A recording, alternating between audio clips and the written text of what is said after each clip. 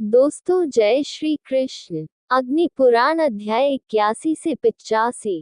अध्याय 81 आध्यात्मिक दीक्षा की विधि। समय दीक्षा। प्रभु ने कहा, भोग और बंधन से मुक्ति के लिए पापों का नाश करने वाली, मल और मोह के बंधनों को तोड़ने वाली जो समय दीक्षा है, उसका वर्णन करूंगा। जिससे शिष्य को ज्ञान प्राप्त होता है, वह दीक्षा भोग और मुक्ति देने वाली मानी गई है। वह 3 प्रकार की मानी गई है। पहली है विज्ञान काल आनंद का बोध। दूसरी है प्रलय काल, एक मानसिक अवस्था जिससे उन गुणों का बोध होता है। तीसरी है सकलत सांसारिक अशुद्धियों से घिरा हुआ। ये शास्त्रों में दी जाने वाली दीक्षा के योग्य हैं। इनमें से पहली श्रेणी सभी मानसिक अशुद्धियों से मुक्त है और दूसरी श्रेणी पाप कर्मों से मुक्त है। तीसरी किस्म कला से लेकर पृथ्वी तक के क्षेत्र से प्रार्थना करके संवाद स्थापित कर सकती है। दीक्षा भी 2 प्रकार की मानी गई है, बिना किसी पकड़ के और पकड़ रखने वाली। दीक्षा किसी भी बाह्य सहायता से स्वतंत्र तीनों में से प्रथम 2 श्रेणियों के लिए है और जो किसी भी बाह्य सहायता पर आश्रित है, वह तीसरी श्रेणी सकल रूप से संपन्न के लिए है। पहले प्रकार की दीक्षा बिना किसी निर्भरता के केवल शंभु शिव की पूजा से होती है। जो स्वतंत्र रूप में स्मरण किया जाता है, वह गुरु रूपी प्रतिमा का आश्रय लेकर तथा भ्रम के आवरण को चीरकर प्रबल भेदक बल के प्रहार से प्राप्त होता है। जो दीक्षा भगवान शंभु शिव करते हैं, वह आश्रित कही गई है। समय दीक्षा 4 प्रकार की कही गई है। सबीज मंत्र सहित बीज वर्जिता, मंत्र रहित साधिका, शासन सहित अनाधिकारा, शासन रहित। इनका वर्णन अब किया गया है। सबीज वह है जिसमें शिष्य शास्त्रों में बताई हुई आचार संहिता के अधीन रहता है। निर्बीज विविधता उन असमर्थ लोगों के लिए है जो शास्त्रों की किसी भी आचार संहिता से रहित हैं। साधिका प्रकार की दीक्षा दैनिक प्रकृति के अनुष्ठानों और शिष्य तथा गुरु के उद्देश्य से किए जाने वाले अनुष्ठानों के मामले में होगी। निर्बीज प्रकार की दीक्षा उन मामलों में है जहां शिष्यों में मेरे 2 पुत्रों के समान गुण होते हैं। निराधिकारिका प्रकार की दीक्षा व्यक्ति को ऐसे अनुष्ठान करने की अनुमति देती है जिसमें शिष्य को फल की आकांक्षा नहीं होती। ये दीक्षा व्यक्तिगत विशेषताओं के आधार पर 2 प्रकार की हो सकती है। एक में यज्ञ कुंड और रहस्यमय चित्र बनाने से पहले कर्म करना शामिल है। दूसरा ज्ञान से बना है जो मन के संचालन से प्राप्त होता है। इस प्रकार दीक्षा उस गुरु द्वारा दी जा सकती है जिसे प्रशासित करने का अधिकार है। दीक्षा गुरु द्वारा दैनिक अनुष्ठान करने के पश्चात दी जा सकती है। गुरु को चाहिए कि वह अपने आसन पर स्थित भूतों से स्थान को शुद्ध करे, कमल में अर्घ्य लेकर प्रणव मंत्र से द्वारपालों की पूजा करे, बाधाओं को दूर करके शस्त्रों को द्वार पर रखे। विशेष अर्घ्य में तिल, चावल, सफेद सरसों, कुशा, दूर्वा, अक्षत चावल, जल, जौ, दूध और जल मिलाकर अर्घ्य देना चाहिए। फिर उस जल से पूजन सामग्री को शुद्ध करना चाहिए। चिन्ह लगाने और स्वयं तथा आसन की पूजा करने के बाद गाय से प्राप्त 5 वस्तुएं, भुना हुआ धान, चंदन, सफेद सरसों, पवित्र भस्म, दूर्वा, अक्षत चावल और कुशा आदि पूजन सामग्री को मंत्रों से पूर्ववत शुद्ध करना चाहिए। जो शुद्ध भुना हुआ धान बिखरा हो उसे शस्त्रों के मंत्रों से धूप दीप से पवित्र करना चाहिए तथा औजारों के मंत्रों से जल से पवित्र करके कवच से ढक देना चाहिए। अनेक विघ्नों को दूर करने में समर्थ हथेली के बराबर 36 दर्भों के समूह बनाकर ज्ञानरूपी तलवार पर शिवजी के शस्त्र का मंत्र 7 बार निरंतर जप करके संपूर्ण सृष्टि के आधार परम पूज्य स्वरूपहित भगवान शिव को अपने में स्थित करके मैं शिव हूँ ऐसा समझकर सिर पर पगड़ी बांधकर शरीर को इस प्रकार सजाना चाहिए। भगवान शिव को अपने दाहिने हाथ पर चंदन का लेप लगाना चाहिए। भगवान शिव की विधिपूर्वक पूजा करनी चाहिए। इस प्रकार शिव का सिर तैयार होता है। शिव के मंत्रों द्वारा तेजो में भगवान को अपने मस्तक पर स्थापित करके कर्ता को अपने को शिव से भिन्न न मानते हुए इस प्रकार कल्पित करना चाहिए, वे ही योग में समस्त कर्मों के साक्षी हैं, घड़े में यज्ञ के रक्षक हैं, अग्नि में आहुति देने वाले हैं, शिष्य को बंधनों से मुक्त करने वाले हैं तथा अपने में उपकारक हैं। इस प्रकार भगवान 6 प्रकार के आधार हैं।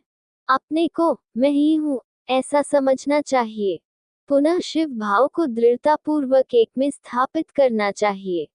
फिर वह व्यक्ति दक्षिण पश्चिम दिशा की ओर मुख करके ज्ञान रूपी तलवार पकड़े रहे और यज्ञशाला को आदरपूर्वक जल तथा गाय से प्राप्त 5 वस्तुओं से सींचे। चौराहे पर शुद्धि करके तथा दिव्य दृष्टि से दर्भों को शुद्ध करना चाहिए। बिखरे हुए दर्भों को वहीं फेंककर दर्भों को इकट्ठा करना चाहिए। इनके साथ ईशान कोण में घड़े के लिए आसन तैयार करना चाहिए।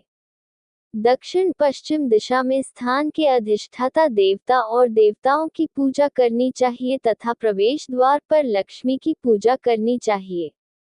देवी यज्ञरूपी पुरयंती की पूजा पश्चिम दिशा में रत्नों तथा हृद मंत्र से करनी चाहिए। देवी शंभू की पूजा ईशान दिशा में अन्न, जल, रत्न तथा मुख पर वस्त्र रखकर रखे हुए घड़े में पश्चिम दिशा की ओर मुख करके करनी चाहिए। देवी शक्ति की पूजा घड़े के दक्षिण दिशा में करनी चाहिए। देवी वरदानी की पूजा पश्चिम दिशा में तलवार के रूप में तथा सिंह पर सवार होकर करनी चाहिए।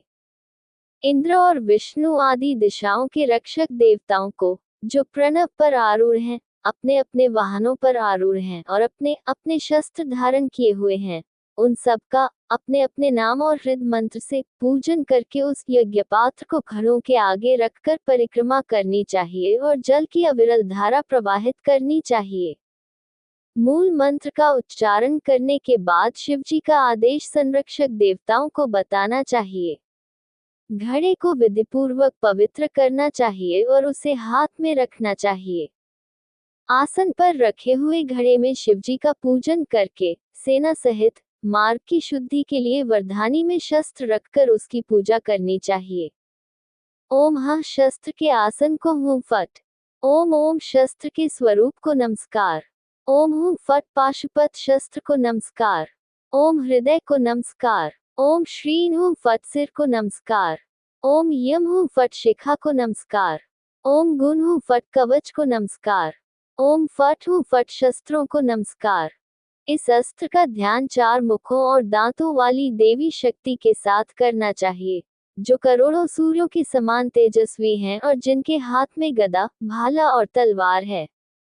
लिंग मुद्रा अंगुलियों की मुद्रा जो लिंग को दर्शाती है, करने से भग आधार और लिंग का मिलन होता है। घड़े को कनिष्ठिका अंगुली से, शस्त्र को हृदय से तथा वर्धनी को बंद मुट्ठी से स्पर्श करना चाहिए। भोग और मोक्ष के लिए वर्धानी को पहले मुट्ठी से छूना चाहिए। घड़े के मुख की रक्षा के लिए ज्ञानरूपी तलवार चढ़ानी चाहिए। मूल मंत्र का 100 बार जप करने के बाद शस्त्र को घड़े में रखना चाहिए तथा उसका 10वां भाग रक्षा के लिए वर्धनी को देना चाहिए। हे ब्रह्मांड के स्वामी, यह यज्ञशाला बड़े परिश्रम से बनाई गई है। हे प्रभु, सभी यज्ञों के पालन करता, इसकी रक्षा आपको ही करनी है। प्रणव ओम पर आरूढ़ तथा 4 भुजाओं वाले भगवान गण को जल चढ़ाकर उत्तर पश्चिम दिशा में पूजन करना चाहिए। भूमि पर भगवान शिव का पूजन करके पूजनकर्ता को गड्ढे के पास जाना चाहिए। मंत्रों को प्रसन्न करने के लिए ध्यान में स्थित होकर बाईं ओर आहुति का जल, सुगंध, घी आदि रखकर, दाहिनी ओर दर्भ, तिल आदि रखकर तथा पूर्ववत कुंड, अग्नि, कलछी आदि को शुद्ध करके हृदय में श्रेष्ठ मुख वाले भगवान की महानता का चिंतन करके यज्ञाग्नि में शिवजी की पूजा करनी चाहिए। अपने शरीर में, शिवजी के घड़े में, यज्ञ भूमि में, हृदय में तथा शिष्य के शरीर में सृष्टिन्यास सृष्टि का कार्य करने के पश्चात विधिपूर्वक शुद्धि और ध्यान करना चाहिए। कुंड के मुख का ध्यान करके हृद बीज मंत्र दोहराए जाते हैं और अग्नि की 7 जिह्वाओं के लिए आहुतियां दी जाती हैं। जिह्वा के लिए मुख्य मंत्रों में अंतिम अक्षर र रहित होने चाहिए तथा उनमें 6 प्र की ध्वनि, चंद्रमा, बिंदु और शिखा होनी चाहिए। हिरण्या, कनका, रक्ता, कृष्ण, सुप्रभा, अतिरिक्त और बहुरूपा को उत्तर पूर्व, पूर्व, दक्षिण पूर्व और पश्चिम दिशाओं में क्रम से रखना चाहिए। भगवान को प्रसन्न करने या कल्याण की कामना से किए जाने वाले कर्मों में दूध आदि मीठी चीजों से तथा किसी को कष्ट पहुंचाने के लिए किए जाने वाले कर्मों में खट्टी रोटी, आटा, वस्त्र तथा खट्टी दाल से आहुति देनी चाहिए। क्रोधी व्यक्ति को नमक, बकरी का दही, तीखा तेल, कांटे और टेढ़ी टहनियों की वेदमंत्रों के साथ आहुति देनी चाहिए। कदम की कलियों से आहुति देने से यक्षिणी देवी अवश्य प्रसन्न होती हैं। किसी व्यक्ति को आकर्षित करने और वश में करने के लिए बंदूक, किंशुक आदि पुष्पों से आहुति देनी चाहिए। शिव पूजा में पवित्र माने जाने वाले बिल्वपत्र राज्य प्राप्ति के लिए, पाताल और चंपक पुष्प धन प्राप्ति के लिए, कमल पुष्प राजा बनने के लिए और अन्न धन प्राप्ति के लिए चढ़ाए जाते हैं।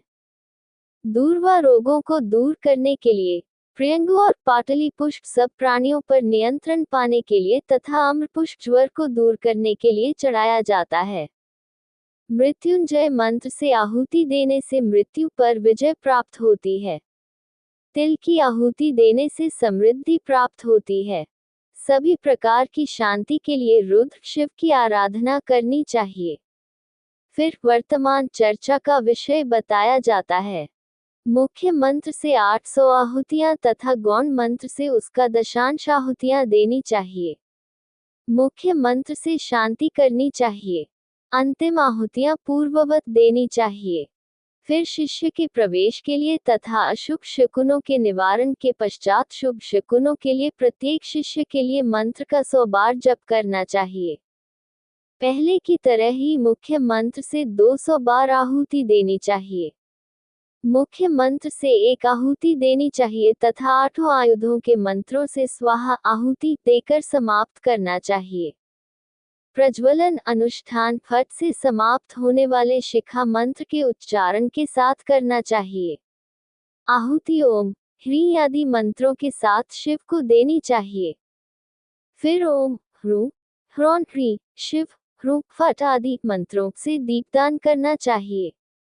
फिर घृत बनाने के पात्र को शिव के मंत्रों से पवित्र किए गए जल से धोना चाहिए और कवच से ढक देना चाहिए। उस पर चंदन का लेप लगाना चाहिए और कवच शस्त्र के मंत्र से पवित्र की गई दर्प की करधनी पहननी चाहिए। मंत्र सहित कवच सहित आसन स्थापित करके अर्धवृत्ताकार आकृति में शिवजी की, जो मूर्ति के रूप में विद्यमान है, भावना रूपी पुष्पों से पूजा करनी चाहिए। जिस पात्र का मुख बाहर से लाए हुए पुष्पों से वस्त्र से ढका हो, उसमें बारी बारी से पूजा करनी चाहिए। गड्ढे के दाहिनी ओर रखे हुए तथा पश्चिम की ओर मुख वाले तथा अहंकार के अक्षरों से पवित्र किए हुए तथा धर्म अधर्म से युक्त समझे हुए, जिस पर मनुष्य के आत्मा का मंत्र दोहराया गया हो, उस पात्र में शस्त्र का मंत्र दोहराकर तथा गोमूत्र छिड़ककर उसे स्थापित करना चाहिए। पात्र को गाय के दूध से तथा शस्त्र के मंत्र से शुद्ध करके तथा प्रसाद का 100 बार जप करके शुद्ध करना चाहिए। इसमें चावल और शामक आदि अन्न डालना चाहिए। यदि एक ही शिष्य को दीक्षा देनी हो तो 5 मुट्ठी अन्न डालना चाहिए। मुट्ठी भर अनाज डालें। उपरोक्त अनाज को अग्नि या कवच के मंत्रों से सुरक्षित रखें। मुख्य मंत्र का उच्चारण करते हुए पूर्व मुख पर शिवजी की ज्वाला में घृत पकाना चाहिए। फिर कलछी में घी भरकर उसे भट्टी में गर्म करके उसे संहिता मंत्रों के साथ अग्नि में आहुति देनी चाहिए। दर्प से पवित्र करके पात्र को योग मंडल में रखना चाहिए। प्रणव ओम से उसे ढककर हृत मंत्र से लेप करना चाहिए। इस प्रकार वह शीतल लेप पाकर शीतल हो जाएगा। शिष्य की ओर संहिता मंत्र का 1 बार उच्चारण करते हुए आहुति देनी चाहिए। यज्ञ कुंड और योग चित्र के पश्चिम में आसन आदि के निमित्त आहुति देने के पश्चात शेष आहुति को कलछी से देना चाहिए तथा संहिता मंत्रों के उच्चारण द्वारा शुद्धि करनी चाहिए। वॉष्ट अक्षर उच्चारण करते हुए घृत को पात्र से निकालना चाहिए। धेनु मुद्रा गाय के समान अंगुलियों से बनी आकृति दिखाकर घृत को अमृत बनाने का कार्य करना चाहिए तथा उसे भूमि पर ठंडा होने देना चाहिए। घृत का एक भाग शिष्यों के लिए तथा एक भाग अग्निदेव के लिए अलग रखना चाहिए। मधु और घृत से युक्त भाग लोकों के रक्षक देवताओं को अर्पण करना चाहिए। ये 3 भाग हैं। इन्हें हरित मंत्र से अर्पण करना चाहिए और अंत में नमस्कार करना चाहिए। कुल्ला करने का जल भी उसी मंत्र से देना चाहिए। मंत्रोच्चार के साथ घड़े से 100 आहुतियां देने के पश्चात विधिपूर्वक अंतिम आहुति देनी चाहिए। यज्ञ कुंड के पूर्व में अथवा भगवान शंभु, शिव, रुद्र, माताएं तथा गणों के घड़ों के बीच में रहस्यमय चित्र बनाकर तथा हृद मंत्र से आहुति देने के पश्चात उपासक को शिव के पवित्र घड़े में भगवान शिव के साथ अपनी पहचान करनी चाहिए, भले ही उसे आज्ञा न मिली हो। उसे अपने को सर्वज्ञ समझना चाहिए जो चारों ओर की सभी वस्तुओं से ऊपर है। उसे ये भी सोचना चाहिए, मिलन का स्थान मेरा ही अंग है और मैं ही यज्ञ का अधिष्ठाता देवता हूँ। मैं भगवान शिव हूँ। इस प्रकार यज्ञकर्ता को अहम भाव के साथ यज्ञशाला से बाहर आना चाहिए। शिष्य को शस्त्र के मंत्र से युक्त दर्भ आसन पर बिठाकर तथा प्रणव ओम अक्षर से विधिवत पवित्र करके स्नान के पश्चात श्वेत वस्त्र पहनाकर मोक्ष के लिए उत्तर दिशा की ओर तथा भोग के लिए पूर्व दिशा की ओर मुख करके रखना चाहिए। यदि दीक्षा मोक्ष प्राप्ति के लिए हो तो शिष्य को सीधा पूर्व दिशा की ओर बैठाकर उसके पैर से लेकर शिखा तक देखना चाहिए और यदि दीक्षा भोग प्राप्ति के लिए हो तो विपरीत दिशा में देखना चाहिए। गुरु कृपा पूर्वक शिवजी का तेज बढ़ाते हुए शिष्य की ओर देखें। शिक्षक के मंत्र से जल छिड़ककर पवित्र जल से शुद्धि करने के लिए शिष्य के मंत्र से भस्म से शिष्य को आघात पहुंचाएं, जिससे भस्म से स्नान हो तथा सृष्टि और संहार के संयोग से विघ्नों और पापों का नाश हो। पुनः शस्त्र के जल से उसे सींचकर तथा कुश की नोक से नाभि के ऊपर शस्त्र का स्नान मंत्र दोहराकर पाप नाश के प्रधान मंत्र से तथा बंधन विच्छेद के बाण के मंत्र से नाभि के नीचे 3 बार स्पर्श करना चाहिए। फिर गुरु को चाहिए कि वह शिष्य के शरीर में भगवान शिव को, उनके आसन और सेवकों को पुष्पों से पूजन करके उनके नेत्रों में या हृदय में देखकर उनका ध्यान करे। मंत्रोच्चार के साथ श्वेत वस्त्र से आसन बांधकर शिवजी की परिक्रमा करके प्रवेश कराकर वस्त्र सहित आसन देना चाहिए। गुरु को संहार मुद्रा बनाकर शिष्य के हृदयकमल में स्थित उस स्वरूप से अपने स्वरूप का साक्षात्कार करना चाहिए। उस शिव रूप को शुद्ध शरीर में धारण करके तथा उसे वहां स्थापित करके पूर्व दिशा में मुख करके शिष्य के मस्तक के सामने मूल मंत्र से उसकी पूजा करनी चाहिए। शिव मंत्र का उच्चारण करके शिष्य के हाथ को शिवजी के लिए पवित्र तथा शिव तत्व से युक्त हाथ बनाना चाहिए। ऐसा हाथ उपासक को शिवलोक में ले जाने वाला तथा उसे शिव पूजा का एकमात्र साधन प्रदान करने वाला माना जाता है। तत्पश्चात सभी पूजन सामग्री को हटाकर भगवान शिव के सहायक देवताओं के साथ मंत्रोच्चार के साथ भगवान शिव पर पुष्प अर्पित करना चाहिए। गुरु को चाहिए कि वह सामान्य क्रम से अथवा इच्छानुसार ब्राह्मणों का नाम लें। घड़े और वर्धनी, एक प्रकार का बर्तन, को प्रणाम करवाकर शिष्य को पवित्र अग्नि के पास उत्तर दिशा की ओर मुख करके बैठाएं। फिर शिष्य के शरीर से निकलती हुई सुषुम्ना, शरीर की एक धमनी का ध्यान करें। दर्प के आधार से पवित्र किए हुए दाहिने हाथ पर दर्प की नोक रखकर तथा अपने प्रतीक पर रखकर उस कुश की नोक को अपने घुटने पर रखकर शिखा के मंत्र का उच्चारण करते हुए शिष्य के हृदय में प्रवेश करके पुनः श्वास लेकर अपने हृदय में प्रवेश करके तथा इस प्रकार शिवजी की अग्नि से पुनः संपर्क स्थापित करके गुरु को उस संपर्क की सिद्धि के लिए हृद मंत्र से 3 आहुतियां देनी चाहिए। हाथ को शिव तत्व से व्याप्त करने के लिए मुख्य मंत्र से 100 आहुतियां देनी चाहिए। इस प्रकार धार्मिक कर्मों में दीक्षित होने पर व्यक्ति शिवजी की पूजा करने का अधिकारी हो जाता है। अध्याय 82 शुद्धिकरण दीक्षा संस्कार दीक्षा करने की विधि। प्रभु ने कहा, हे शमुक 6 मुख वाले, मेरी बात सुनो। मैं शुद्धिकरण दीक्षा अर्थात संस्कार दीक्षा करने की विधि का वर्णन करूंगा। हृदय और अग्नि में स्थित महान भगवान शिव का आह्वान करना चाहिए। उन दोनों हृदय में स्थित भगवान शिव और यज्ञाग्नि की पूजा करके तथा उन्हें हृदय मंत्र से प्रसन्न करके उनके समक्ष उसी मंत्र से 5 आहुतियां देनी चाहिए। उस अग्नि शिशु पर हृदय मंत्र से पवित्र किए हुए पुष्प से आघात करना चाहिए तथा उसमें स्थित तारागण के समान तेजोमय स्वरूप का ध्यान करना चाहिए। श्वास बाहर निकालकर उसमें हूँ अक्षर को स्थापित करके संहारिणी मुद्रा द्वारा उसे खींचकर श्वास अंदर लेकर उसे हृदय में स्थापित करना चाहिए। फिर उपर्युक्त अग्नि तत्व को देवी विघीश्वरी वाणी की देवी के जनेन्द्रिय में उद्भव नामक मुद्रा के साथ तथा हृदय मंत्र का जप करते हुए डालना चाहिए। ओम हम आत्मा को नमस्कार। कामना पूर्ति के लिए पुनर्तः प्रज्वलित धूम्रहित यज्ञ में उपर्युक्त मंत्र से आहुति देनी चाहिए। अविकसित एवं धूमयुक्त अग्नि में आहुति देने से कामना पूर्ति नहीं होती। जो अग्नि सुखदायक है, ऊपर की ओर घूमती है तथा सुगंधित है, वह प्रशंसनीय है। जो अग्नि भूमि को छूती है तथा विपरीत दिशा में चिंगारियां छोड़ती है, वह भी प्रशंसनीय है। इस प्रकार आहुति देकर शिष्य के पापों को पापनाशक आहुति देकर नष्ट कर देना चाहिए अथवा शिव के शब्दों से उसे जला देना चाहिए। द्विजों के गुणों की प्राप्ति के लिए तथा शिवजी के तत्व से युक्त करने के लिए, अन्न आदि की शुद्धि के लिए, गर्भाधान, सीमंत और नामकरण के लिए मूल मंत्र तथा वोष्ठ आदि से 10वें भाग में 500 आहुतियां देनी चाहिए। गर्भाधान को वह कहा जाता है जो बंधनों को तोड़कर शिष्य की आत्मा को उन्नत करता है और उसे भगवान रुद्र शिव का पुत्रत्व प्राप्त कराता है। पुंसवन को दीक्षित में आत्मा के स्वतंत्र गुणों की अभिव्यक्ति माना जाता है। मोह से घिरे शिष्य में विवेक के माध्यम से ज्ञान का उदय होना सीमंतवर्धन सीमंत की वृद्धि है। किसी का जन्म परम आनंद आदि के सिद्धांत से विकसित माना जाता है।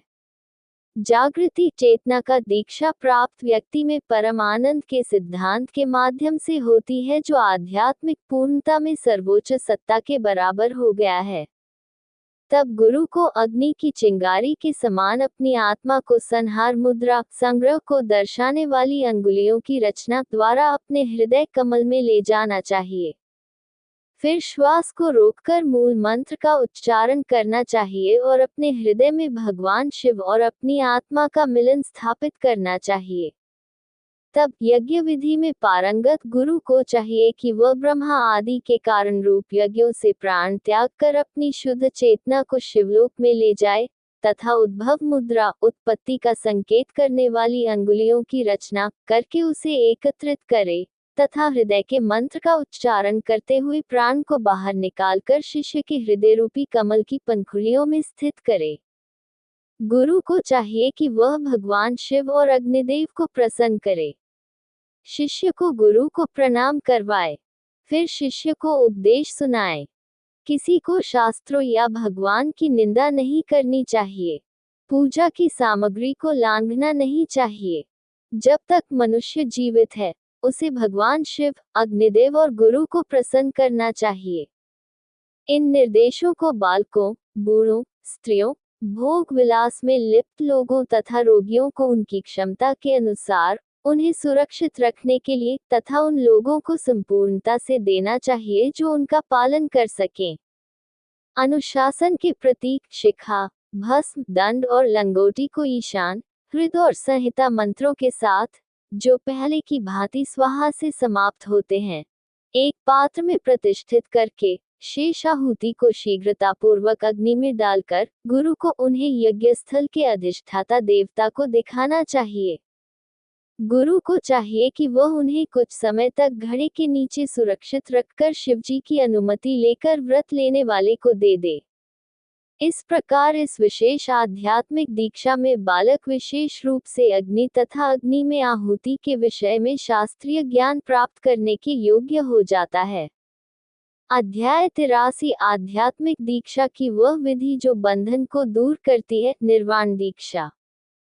प्रभु ने कहा, आध्यात्मिक दीक्षा अर्थात निर्वाण दीक्षा में मुख्य मंत्र को जागृत किया जाना चाहिए। सांसारिक अस्तित्व के बंधनों को तोड़ने के लिए, शक्ति प्राप्त करने के लिए ताड़ना, हल्के से प्रहार के अनुष्ठान द्वारा ऐसा किया जा सकता है। आहुति प्रत्येक मुख्य मंत्र से या उनसे 3 बार देनी चाहिए। मुख्य मंत्र के साथ साथ आधे शिखा मंत्र को हूँ, फट आदि अक्षरों के साथ दोहराना चाहिए। मुख्य मंत्र को ओम, ह्रू, ह्रौन, ह, ह्रौन अक्षरों द्वारा उत्तेजित किया जाना चाहिए। ओम, ह्रौन, ह्रौन, ह्रौन फट अक्षरों द्वारा हृदय, शिखा और चेहरे को निर्दिष्ट करते हुए। शत्रु को क्षति पहुंचाने के लिए किए जाने वाले सभी अनुष्ठानों में मुख्य मंत्र के प्रत्येक भाग के लिए उद्दीपन का अनुष्ठान करना चाहिए, जबकि शांति और समृद्धि लाने के लिए किए जाने वाले अनुष्ठानों में मुख्य मंत्र के साथ वष्ट शब्द जोड़ा जाता है। वार्षिक अनुष्ठानों में समस्त इच्छित फलों की प्राप्ति के लिए धार्मिक कृत्यों के साथ वसत और वोष्ट शब्दों के साथ हवन करना चाहिए।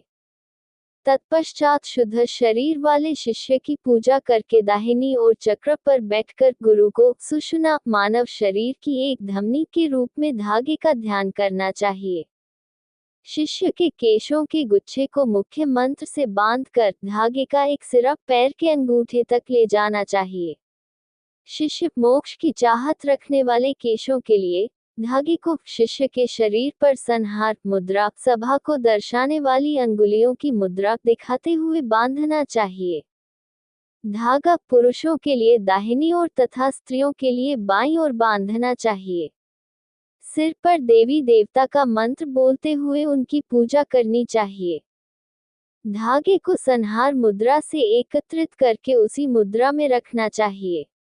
नाड़ी को मुख्य मंत्र से मानसिक रूप से एकत्रित करके धागे पर रखना चाहिए तथा हृदय मंत्र से उसकी पूजा करनी चाहिए। रुद्र मंत्र से आच्छादित करके उपस्थिति सिद्धि के लिए हृदय के मंत्र से 3 बार आहुति देनी चाहिए।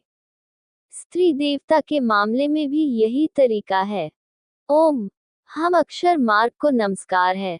हम भावना मार्ग को नमस्कार है। ओम, हम चरणों के मार्ग को नमस्कार है। धागे पर शुद्धि मार्ग स्थापित करके शस्त्रधारी शिष्य पर जल छिड़ककर तथा शस्त्र के मंत्र से अभिमंत्रित पुष्प से शिष्य के हृदय को धीरे से पीटकर गुरु को चाहिए कि वह हूँ अक्षर का उच्चारण करके तथा श्वास को बाहर निकालकर मानसिक रूप से शिष्य के शरीर में प्रवेश करे। हंस बीज में स्थित आत्मा को शस्त्र के मंत्र से पृथक कर दे। ओम, हाँ, हूँ, फट।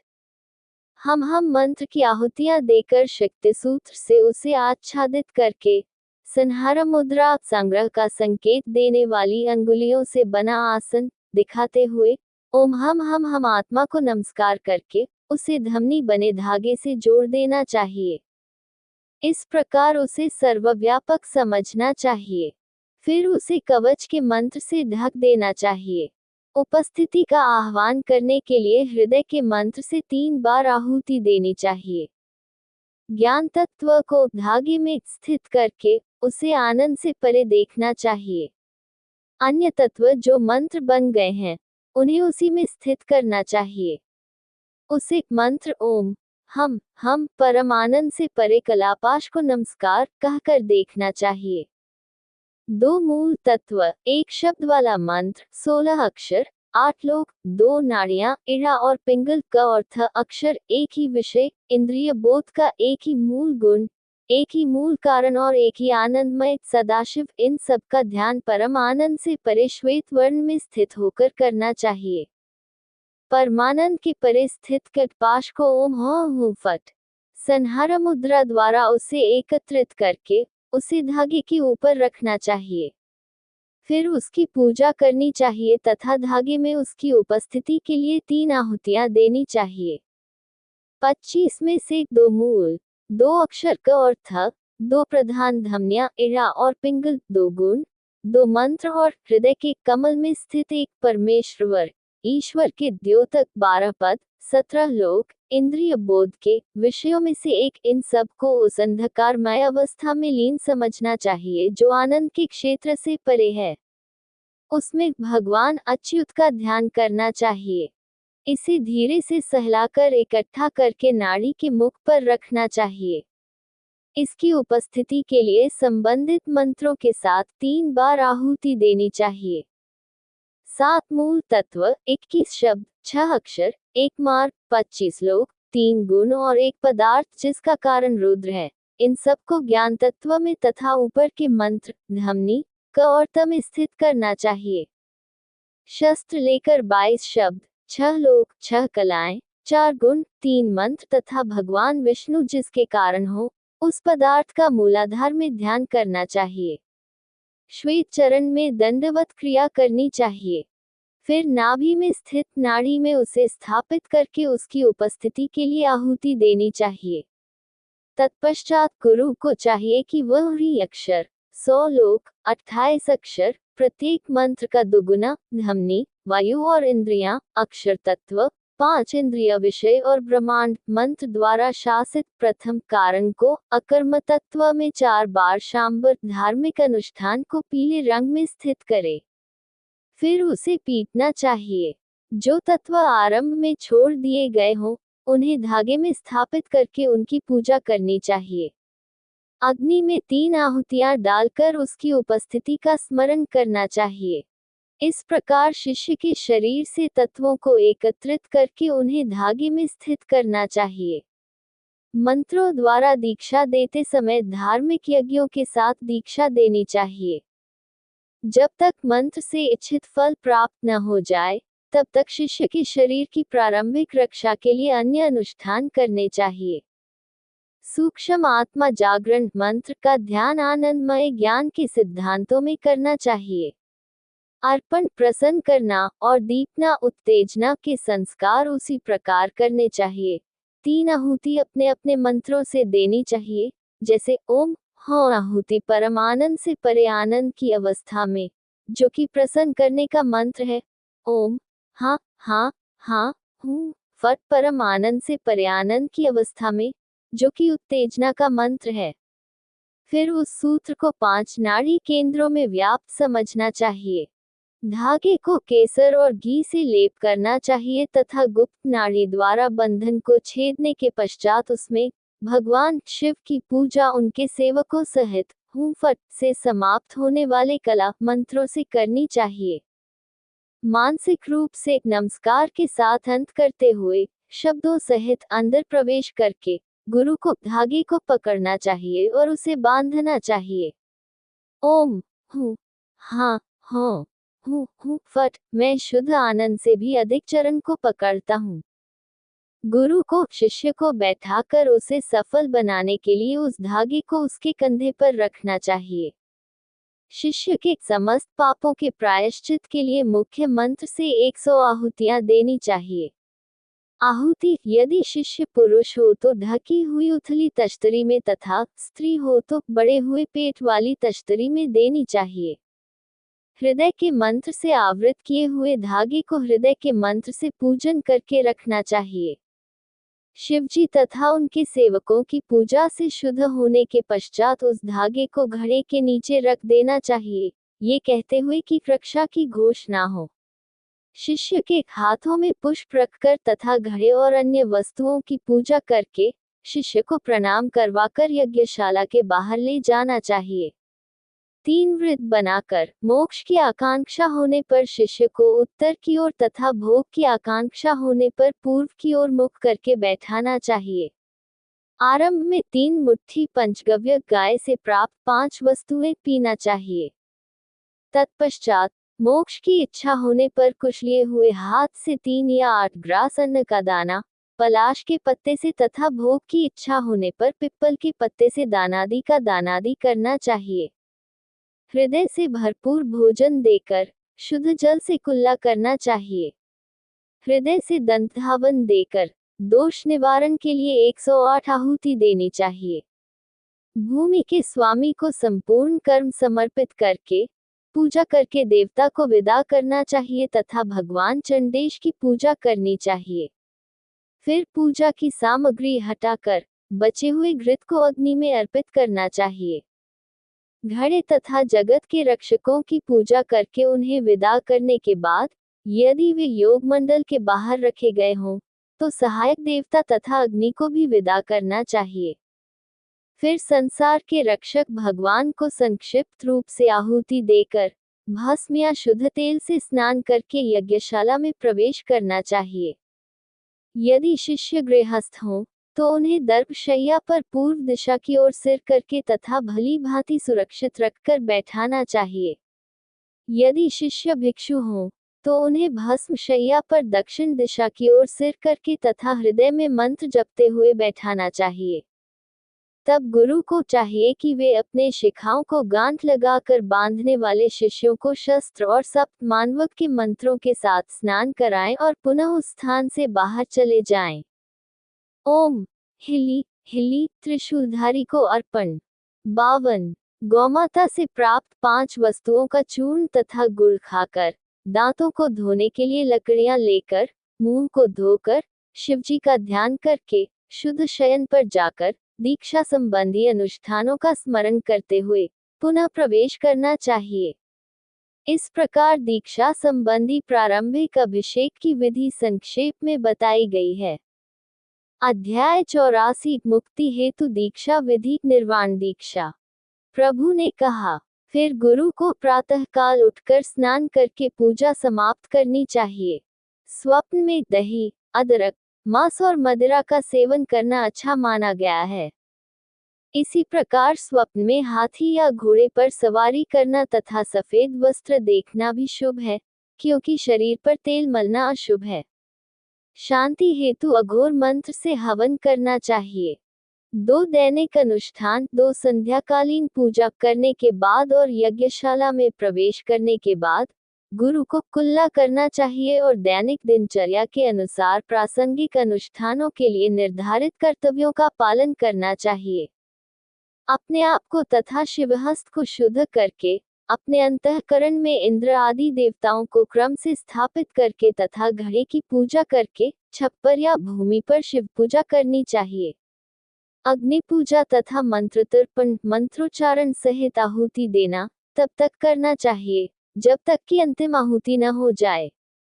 बुरे स्वप्नों से होने वाले दोषों के निवारण के लिए शस्त्र के मंत्र से 108 आहुतियां देने के बाद सूक्ष्म अक्षर हों से मंत्र को जागृत करना चाहिए। शिष्य के प्रवेश के लिए घड़े और भूमि के बीच अंतर बलि मध्य आहुति करके तथा अनुमति प्राप्त करके गुरु को शेड से बाहर चले जाना चाहिए। धार्मिक दीक्षा में रहस्यमय चित्र और अन्य कार्य स्थापित करने का कार्य करना चाहिए। प्रारंभिक आहुति दर्प के अंत में की जानी चाहिए, जिसे दर्प का नाभि रज्जु माना जाना चाहिए। गुरु अपनी उपस्थिति सिद्धि के लिए मुख्य मंत्र से 3 आहुतियां देकर घड़े में भगवान शिव की पूजा करें और धागे को पकड़ लें। इसे शिष्य की शिखा पर इस प्रकार बांधना चाहिए कि वह शिष्य गुरु के दाहिने हाथ की ओर खड़ा रहे और धागा पैर के अंगूठे तक लटकता रहे। इसे स्थापित करके तथा अकर्म में व्याप्त मानकर मानसिक रूप से देखने पर मनुष्य को ये जानना चाहिए कि इसमें 108 से अधिक लोक हैं। कपाल, अज, बुद्ध, वज्रदेह, प्रमर्दन, विभूति, अव्यय, शास्ता, पिनाकी, त्रिदशादिप, अग्नि, रुद्र, हुताशी, पिंगल, खड़क, हारा, ज्वलन, दहन, बब्रू, भस्मांतक, क्षपांतक, याम्य, मृत्युहार, धाता, विधाता, कार्यरंजक, काल, धर्म, अधर्म, संयुक्त, वियोगक, नैरीता, मारण, हंता, क्रूर दृष्टि, भयंकरक, श्रद्वंशिक, विरूपाक्ष, धूम्रलोहित, दशत्रवन, अतिबला, पाशहस्त, महाबल, श्वेत, जयभद्र, दीर्घबाहु, जालांतक, वधावस्य और भीम को वरुण के रूप में जाना जाता है। शीघ्र, लघु, वायुवेग, सूक्ष्म, तीक्ष्ण, क्षपांतक, पंचांतक, पंचेक, कपर्दी, मेघवाहन, जटामुकुटधारी, नाना रत्नधर, निधीश, रूपवान, धन्या, सौम्यदेह, प्रसादकृत, प्रकाश, लक्ष्मीवान और कामरूप। बाद के 10 विद्याधर, ज्ञानधारा, सर्वज्ञ, वेद प्राग, मातृवृत, पिंगाक्ष, भूतपाल, बलप्रिय, सर्वविद्या विधाता, सुख दुख हारा। ये 10 हैं। अनंत, पलक, धीरा, पातालाधिपति, वृष, वृषधर, वीर्य, ग्रासना, सर्वतोमुख और लोहिता को सांपों के फनों पर बैठे रुद्र के 10 अभिव्यक्तियों के रूप में जाना जाता है। शंभु, विभु, गणाध्यक्ष, त्रयक्ष, त्रिदशवंदिता, संहार, विहार, लाभ, लिप्सु और विकास और आटा को कलग, निरुद्र, हातक, कुष्मांडा, सत्य, ब्रह्मा, विष्णु और रुद्र। ये 8 रुद्र हैं जो इस ब्रह्मांड के अंदर रहते हैं। इनके देवताओं के नामों के साथ साथ लोकों के नामों का भी स्मरण करना चाहिए। भवोद्भव, सर्वभूत, सर्वभूत सुख प्रदात, सभी को सुख प्रदान करने वाला, सर्वसन्निध्यकृत, सर्वव्यापक। ब्रह्मा, विष्णु और रुद्र द्वारा पूजित हैं। हे आराध्य, सभी प्राणियों से पहले विद्यमान। ओम साक्षी, ओम रुद्र के संहारक, ओम सूर्य, ओम शब्द, ओम सूक्ष्म, ओम शिव, सभी प्राणियों को सभी चीजें प्रदान करने वाले, सभी चीजों में व्याप्त जीवन शक्ति। ब्रह्मा, विष्णु और रुद्र के निर्माता। ओम शिव को नमस्कार है। हे गु भगवान शिव और पार्वती के पुत्र। ऊपर वर्णित सूत्र में अकर्म के सिद्धांत का चिंतन 28 दिव्य अवस्थाओं के साथ साथ उन 8 अक्षरों से किया जाना चाहिए जिनसे सद्य, हृद, अस्त्र और नेत्र मंत्र बने हैं। म अक्षर रहस्यवादी बीज का प्रतीक है। 2 गुप्त नाड़ियों का जिन्हें इड़ा और पिंगल कहते हैं। 2 महत्वपूर्ण वायुओं प्राण और अपान का तथा गंध और प्रजनन अंगों का प्रतीक है। गंध आदि 5 गुणों में से गंध गुण को द्रव्य कहा गया है। द्रव्य तत्व पीला है, वज्र का प्रतीक है, वर्गाकार है। इसका विस्तार 100 करोड़ योजन है। 1 योजन 8 मील के बराबर है। ये जानना चाहिए कि इसमें 14 सृजनात्मक तत्व छिपे हुए हैं। ये सभी देवों, मनु आदि पशु पक्षियों और रेंगने वाले कीटों के चतुर्विध अस्तित्व का आदि स्रोत है। इसे 5वें अचल वस्तुओं, 6ठे मानव के अलावा अन्य प्राणियों जैसे भूत, राक्षस, यक्ष, गंधर्व और इंद्र, 7वें जीवन के देवता यम और 8वें ब्रह्मा से पैदा होने वाली चीजों का स्रोत भी कहा जाता है। पृथ्वी के सिद्धांत को 8वें को नियंत्रित करने वाला माना जाता है। प्रकृति में ब्रह्मांड के पूर्ण लय का, बुद्धि का तथा कारण रूप भोक्ता ब्रह्मा का तथा जागृत अवस्था में स्थित समस्त लोकों सहित क्रिया का चिंतन करके मनुष्य को उचित मंत्रों का जाप करना चाहिए। ओम हा ह्रू हा अकर्म के परमानंद को दर्शाने वाले धागे को हूं फट तत्।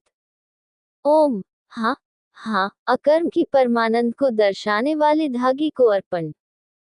उपर्युक्त मंत्र के साथ श्वास को अंदर खींचकर अंकुश मुद्रा, अंगुलियों से अंकुश का संकेत करने वाली मुद्रा दिखाकर तथा श्वास को रोककर उसे संहार मुद्रा, सभा को दर्शाने वाली अंगुलियों की संरचना दिखाकर ऊपर ले जाकर तथा मंत्र ओम ह्रू ह्रा द्वारा अकर्म हूं फट के आनंद के धागे को दिखाकर उसे घड़े में रखकर श्वास को छोड़कर तथा मंत्र ओम ह्रा हम का जप करके अकर्म के आनंद के धागे को नमस्कार करके तथा मंत्र ओम हम से आदर पूर्वक अर्पण करके अकर्म की सिद्धि और पूजा करके गुरु को मुख फेरकर अपनी उपस्थिति सिद्ध करने के लिए आहुति शब्द से अंत में 3 आहुति देनी चाहिए और फिर अंतिम 3 आहुति देनी चाहिए।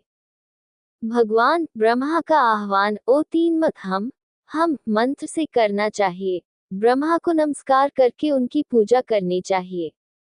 उसे आहुति शब्द से प्रसन्न करना चाहिए। गुरु को कहना चाहिए, हे ब्राह्मण, मैं इस शिष्य को इस लोक में जिस पर तुम्हारा आधिपत्य है दीक्षा देता हूँ। मनुष्य को भगवान को ये प्रार्थना करनी चाहिए कि तुम उन पर कृपा करो जो रक्षा करने वाली देवी हैं, जो इच्छा, ज्ञान और क्रिया का स्वरूप हैं, जो 6 प्रकार की हैं और विश्व की एकमात्र कारण है, उन देवी का हृदय से मंत्र से आह्वान करना चाहिए। मनुष्य को इस प्रकार देवी की पूजा और उन्हें संतुष्ट करना चाहिए। पात्रों को उत्तेजित करने वाली देवी वागीश्वरी को हृत मंत्र तथा हुंफट से समाप्त होने वाले मुख्य मंत्र और बाण मंत्र का उच्चारण करते हुए शिष्य की छाती पर धीरे से प्रहार करना चाहिए। जो गुरु इन विधियों की विधि जानता है, वह शिष्य के अंतःकरण में प्रवेश करके अकर्म के आनंद में स्थित तंतु से युक्त तथा अग्नि की चिंगारी के समान हृदय में स्थित तेजो में चेतना को ज्येष्ठा मंत्र द्वारा इस प्रकार विभाजित करे, ओम हा हूँ फट तथा ओम ह फट। तत्पश्चात अंकुश मुद्रा अंगुलियों से अंकुश का संकेत करने वाली मुद्रा द्वारा उचित मंत्र द्वारा उसे खींचकर और पकड़कर उसे अपनी आत्मा में मिला देना चाहिए। ओम हाँ आत्मा को नमस्कार है। श्वास के साथ अपनी आत्मा के मिलन की कल्पना करके ब्रह्मा आदि कारणों को विवेक पूर्वक धीरे धीरे त्याग कर उसे शिव के धाम में ले जाना चाहिए। उसे एक साथ सभी तत्वों में गर्भाधान के लिए ले जाकर उद्भव मुद्रा के साथ विगीश्वरी के गर्भ में डाल देना चाहिए। ओम हाँ आत्मा को नमस्कार है। इस मंत्र से पूजा करनी चाहिए और उसके बाद 5 बार आहुति देनी चाहिए। अन्य सभी तत्वों के मामले में हृदय के मंत्र से शरीर की शुद्धि करनी चाहिए।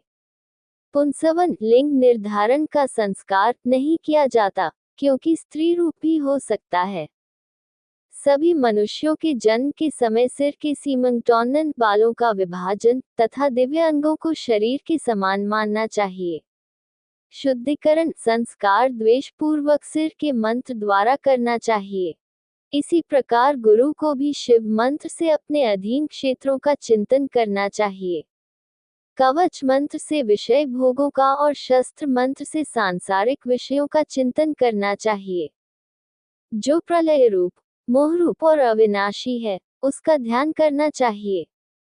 शिव के मंत्र से सरिताओं को शुद्ध करना चाहिए और हृदय के मंत्र से तत्वों की शुद्धि करनी चाहिए।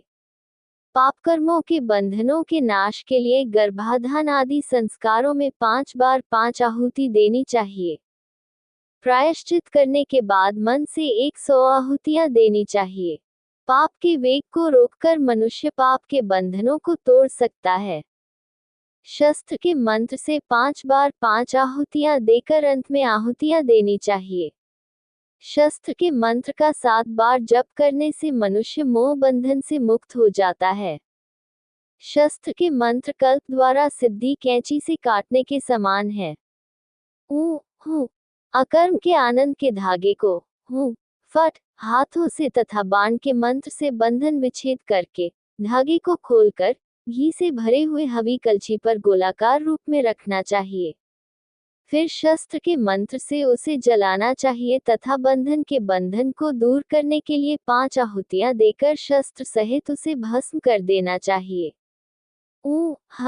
शस्त्र को फट। फिर शस्त्र से 8 आहुतियां देकर प्रायश्चित करना चाहिए।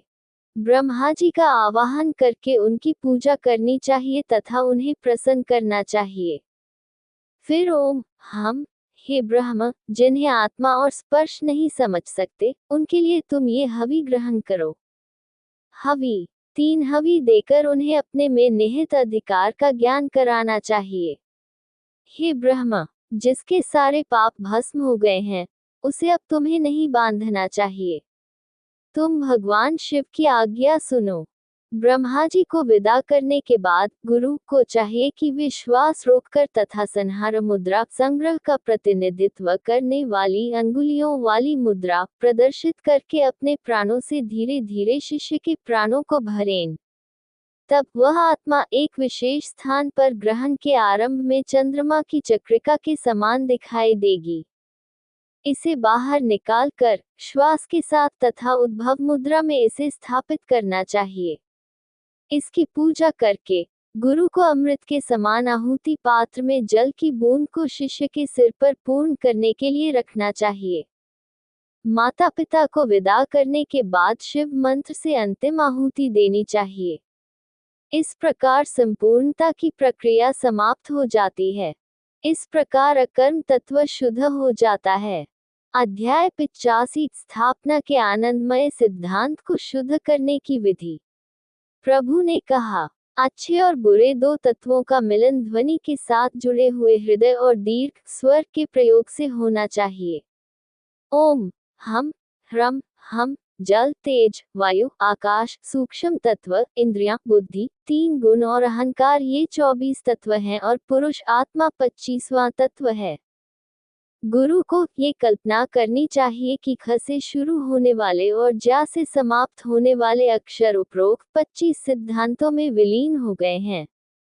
रुद्रों की संख्या भुवनों के बराबर है, जिनकी संख्या 56 मानी जाती है। वे इस प्रकार हैं: अमरेश, प्रभाव, नैमिष, पुष्कर, पादी, दंडी, भवभूति, नकुलिश 8वें, हरिश्चंद्र, श्रीशिल 10वें, अन्विष, अभ्रतिकेश, महाकाल, मध्यमा, केदारा, भैरव 8 के दूसरे समूह के रूप में बोले जाते हैं। फिर गया कुरुक्षेत्र, खलानादिका, विमला, अष्टहास, महेंद्र, भीम, वासवपाद, रुद्रकोटि, अवयुक्त, महाबल, गोकर्ण, भद्रकर्ण, स्वर्णाक्ष, स्थानु, अजेय, सर्वज्ञ, भास्व, सुदानंतर, सुबाहु, मत्तरूपी, विशाल, जातिला, रौद्र, पिंगलक्ष, कालदात्री, विदुर, घोरा, प्रजापत्य, हुताशन, कामरूपी, काल, कर्ण, भयंकरक, मातंग, पिंगल, हारा, दात्र, संज्ञक, शकुकर्ण, विधान, श्रीकंठ और चंद्रशेखर। फिर उनके नामों के साथ उनके गुणों का उपयोग का भी वर्णन किया गया है।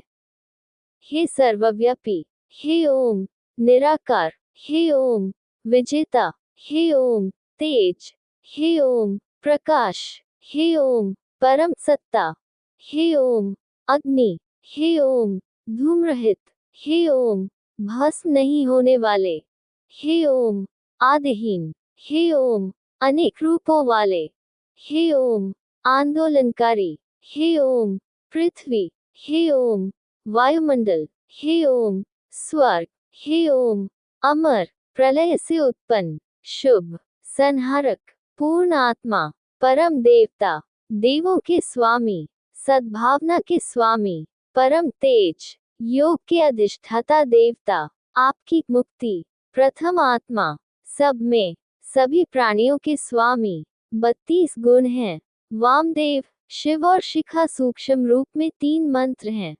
2 गुप्त मानसिक नाड़ियां गांधारी और सुषुम्ना, फिर समाना और उदान वायुएं, स्वाद और प्रजनन की इंद्रियां की भी पूजा की जाती है। भावनाएं भौतिक वस्तुएं हैं। गुण है अनुभूति, श्रवण, स्पर्श और स्वाद।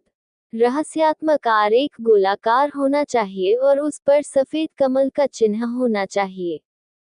स्वप्नावस्था में स्थापना के कारण गरुड़ ध्वजाधारी देवता के साथ स्थापित लोकों तथा लोकों का चिंतन करने के पश्चात उचित मंत्र के उच्चारण के साथ धागे को शरीर पर धारण करना चाहिए तथा उसे धारण करना चाहिए। ओम हाँ हूँ हाँ अभिषेक के आनंद के धागे में ओम फट इस मंत्र के साथ तथा आहुति के साथ समाप्त करते हुए श्वास को अंदर खींचते हुए तथा अंकुश मुद्रा अंगुलियों से अंकुश का संकेत करते हुए रचना बनाते हुए इसे खींचना चाहिए। फिर ओम हाँ ह्रू रा ह्रू अभिषेक के आनंद के धागे में ह्रू फट इस प्रकार श्वास रोककर तथा संहार मुद्रा संग्रह को दर्शाने वाली अंगुलियों की रचना दिखाकर इसे हृदय के नीचे गुप्त नाड़ी से लेना चाहिए। ओम हम ह्रम ह्रम हम अभिषेक के आनंद के धागे को नमस्कार। इस प्रकार मंत्र कहकर तथा उद्भव मुद्रा उत्पत्ति को दर्शाने वाली अंगुलियों की रचना तथा श्वास को बाहर निकालकर इसे घड़े पर रखना चाहिए। ओम हम ह्री इस मंत्र से पूजन करके अभिषेक के धागे को नमस्कार करके आहुति देकर उसकी निरंतरता सुनिश्चित करने के लिए 3 आहुति देकर भगवान विष्णु का आह्वान करना चाहिए। इस मंत्र से ओम हम विष्णु को नमस्कार है पूजन करके आहुति देनी चाहिए। हे विष्णु आपकी शरण में मैं मोक्ष प्राप्ति के इच्छुक शिष्य को दीक्षा देता हूँ। आप प्रसन्न हो। इस प्रकार भगवान विष्णु को सूचित करना चाहिए। फिर देवी वागीश्वरी और भगवान वागीश का पहले की तरह आह्वान करके पूजन करके आहुति देनी चाहिए और शिष्य की छाती पर हल्के से प्रहार करना चाहिए। ओम हाँ हाँ हाँ फट। गुरु उसी मंत्र के साथ प्रवेश करें और शस्त्र के मंत्र से तथा अंकुश स्मूत्र अंगुलियों से अंकुश का संकेत करने वाली रचना और ज्येष्ठा मंत्र दिखाते हुए उपर्युक्त सूत्र में स्थित चेतना को काट दें। ओम हाँ हाँ हो फट। हृदय से खींचकर हवन से समाप्त करके उसी मंत्र को दोहराते हुए तथा नमस्कार से समाप्त करते हुए उसे अपनी आत्मा में स्थापित करना चाहिए। ओम हाँ हाँ आत्मा को नमस्कार है। दिव्य माता पिता का मिलन उद्भव मुद्रा से पूर्ववत कल्पित करना चाहिए।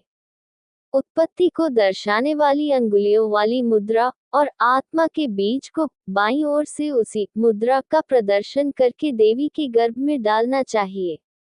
ओम हाँ आत्मा को नमस्कार है। शरीर का जन्म हृदय के मंत्र से और प्रसवोत्तर संस्कार सिर के मंत्र से होना चाहिए, अन्यथा शिखा के मंत्र से ही उसका आधिपत्य हो सकता है। भोगों के भोग के लिए कवच के मंत्र से ही उसका आधिपत्य करना चाहिए। तत्वों की शुद्धि के लिए हृदय के मंत्र से तथा गर्भाधान के लिए पहले के समान ही उसका आधिपत्य करना चाहिए। बंधन काटने के लिए सिर के मंत्र से कार्य करना चाहिए। इस प्रकार बंधन काटकर गुरु को 100 बार मंत्र जपना चाहिए।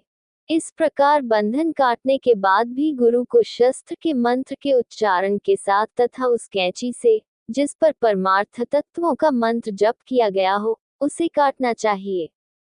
अभिषेक के आनंद रूपी धागे को हम फट कहते हुए ओम ही कहना चाहिए।